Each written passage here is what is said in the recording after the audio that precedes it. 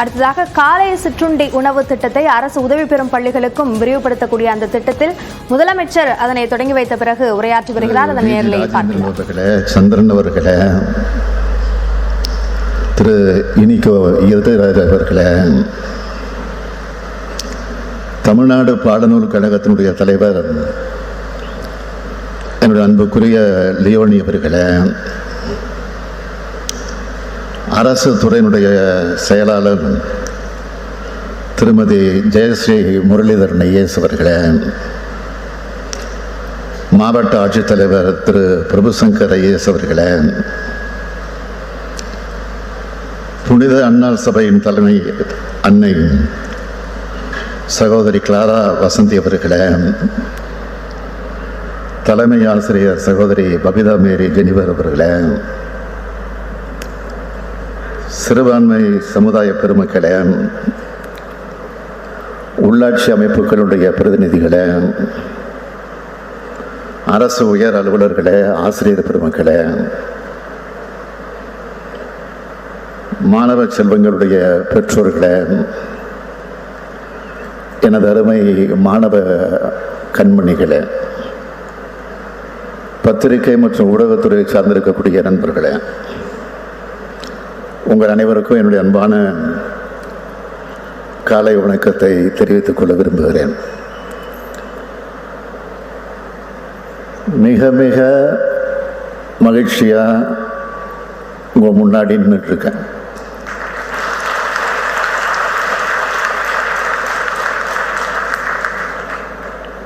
என் மகிழ்ச்சிக்கு என்ன காரணம்னு கேட்டீங்கன்னா, முதலமைச்சரின் காலை உணவு திட்டம்,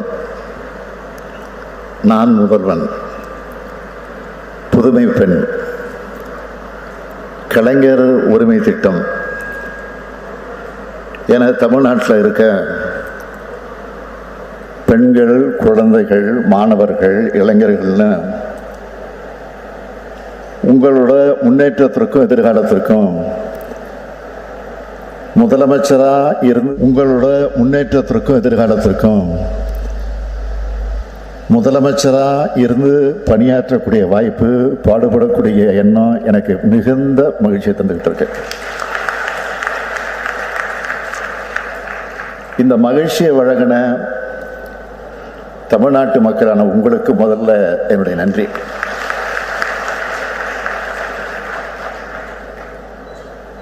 பள்ளிக்கு வரக்கூடிய குழந்தைகளோட பசியை போக்கணும்னு முடிவு பண்ணி உருவாக்கின திட்டம்தான் இந்த காலை உணவு திட்டம். சென்னையில்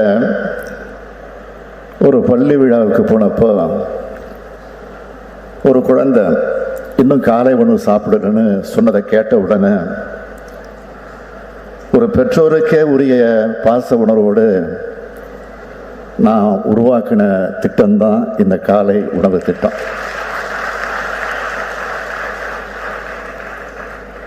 அரசாங்கத்துக்கு எவ்வளவு செலவானாலும் பரவாயில்லை,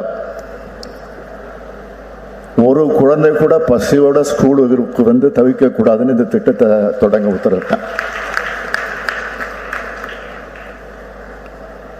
2 ஆண்டுகளுக்கு முன்னாடி பேரறிஞர் அண்ணாவுடைய பிறந்த நாளில் இந்த திட்டத்தை தொடங்கி வச்சேன். இன்னைக்கு பெருந்தலைவர் காமராஜருடைய பிறந்த நாளில் இந்த திட்டத்தை விரிவுபடுத்தி இருக்கிறேன். அரசு பள்ளி மாணவர்களுக்கு மட்டும்தானா, எங்களுக்கு இல்லையான்னு அரசு உதவி பெறக்கூடிய பள்ளி மாணவ மாணவியர்கள் கேட்டாங்க.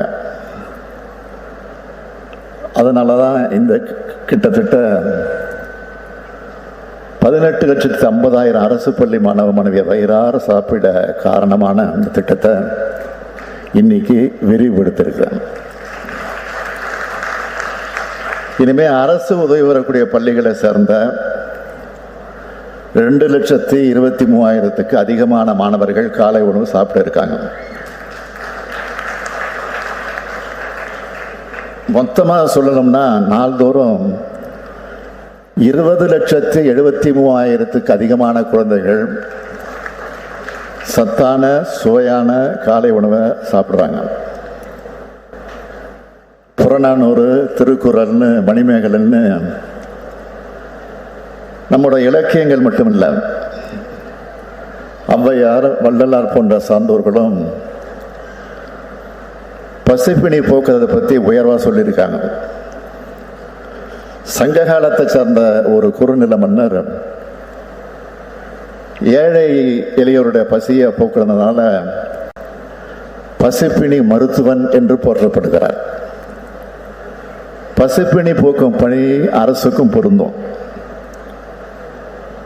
ஏழை எளிய மாணவர்களுக்கு உணவு அளிக்கிறது மூலமா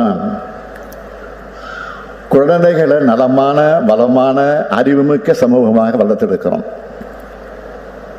ஏன்னா குழந்தைகள் தான் தமிழ்நாட்டோட எதிர்கால சொத்து. அதனால தான் காலை உணவு திட்டத்தை ஒதுக்கீடு பற்றி அதிகாரிகள் என்னோட விவாதிச்சப்போ அதை நிதி ஒதுக்கீடுன்னு சொல்லாதீங்க, வருங்கால தலைமுறையை உருவாக்குற முதலீடுன்னு சொல்லுங்கன்னு ஆணித்தரமா சொன்னாங்க. ஆனா இந்த திட்டம் மாணவ மாணவருக்கு தன்னம்பிக்கை அளிக்குது, பெற்றோர்களுக்கு பொருளாதார சுமையை குறைக்குது, பள்ளிகளுக்கு வர மாணவர்களுடைய எண்ணிக்கையை அதிகரிச்சிருக்குது, இடைநிற்றலை குறைக்குது. இப்படி ஏராளமான நன்மைகள் காலை உணவு திட்டத்தால் விளையுது. கொஞ்ச நாளைக்கு முன்னாடி ஒரு பெண் அளிச்சிருந்த பேட்டியை பார்த்தேன், டிவியில் பார்த்தேன், வாட்ஸ்அப்லையும் பார்த்தேன். அதில் காலை உணவு திட்டம் ஏழை எளிய குடும்பங்களுக்கு மட்டும் இல்லை, பெற்றோர் 2 பேருமே வேலைக்கு போகிற மிடில் கிளாஸ் குடும்பங்களுக்கும் பயனுள்ளதாக இருக்குன்னு பேட்டி கொடுத்துருக்குறாங்க. இப்படி நம்ம திராவிட மாடல் அரசு கொண்டு வர ஒவ்வொரு திட்டத்தையும் பத்திரிகைகள் பாராட்டுதோ இல்லையோ பயன்பெறுகிற மக்கள் பாராட்டிட்டு தான் இருக்காங்க. இல்லாத கற்பனை கதைகளுக்கு வடிவம் கொடுக்கிறதையும் ஈரை பேணாக்கும் வேலையை செய்பவர்களுக்கு நன்மை நம்மை பாராட்டுவதற்கு மனம் இல்லை. அதை பற்றி நமக்கு கவலையும் இல்லை. எந்த ஒரு சிறு பிரச்சனை நடந்தாலும் நம்ம அரசு உடனடியாக அதை கவனத்தில் எடுத்து அதை தீர்த்து வைக்குது. எந்த விவகாரத்தையாவது நம்ம அரசு செயல்படாமல் தேங்கி நின்று இருக்கா? இல்லை. நாள்தோறும் மக்களுக்கான நலத்திட்டங்கள், தமிழ்நாட்டின் எதிர்கால முன்னேற்றத்திற்கு தேவையான செயல்பாடுகள்னு நாங்கள் தொடர்ந்து செஞ்சுக்கிட்டு இயங்கிக்கிட்டு இருக்கோம். பொய் செய்திகள் மூலம் ஒரு சில கருத்துருவாக்கங்கள் உருவாக்கி அதுல குளிர்காயலாம்னு நினைக்கிற அந்த மக்கள் விரோத சக்திகளோட அஜெண்டா எந்த காலத்திலும் நடக்காது. ஏன்னா ஒவ்வொரு குடும்பமும் பயன்பெறக்கூடிய வகையில மக்கள் நலத்திட்டங்களை பார்த்து பார்த்து செயல்படுத்திக்கிட்டு இருக்கோம். குறிப்பா இந்த காலை உணவு திட்டம் நம்மோட திராவிட மாடல் அரசுக்கு நீடித்த புகழை தேடி தந்திருக்கு. நாம தொடங்கின பின்புதான் இந்தியாவுடைய பல்வேறு மாநிலங்கள்ல, ஏன் கன்னடா போன்ற நாடுகள்லையும் தொடங்கப்பட்டிருக்கு. இந்த நேரத்தில் அமைச்சர்களையும் அதிகாரிகளையும் சட்டமன்ற உறுப்பினர்களையும் நாடாளுமன்ற உறுப்பினர்களையும் நான் கேட்டுக்க விரும்புவது, எந்த ஊர்லையும் எந்த ஸ்கூல்லையும் உணவோட தரம் ஒரு துளி கூட குறையக்கூடாது.